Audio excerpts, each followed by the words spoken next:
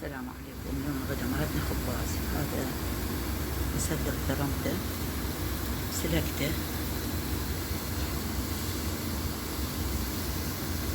هذا كمية بس يعني ما مبين عندكم. وحمست له هسه بصل وأنزله عليه.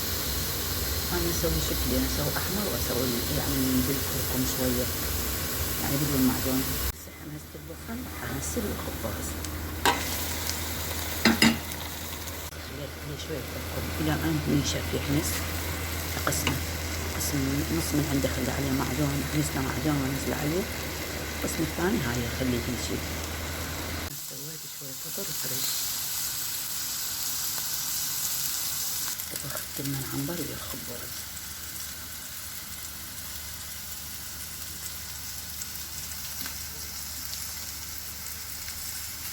وهذا غدانا صار، هذا الأحمر،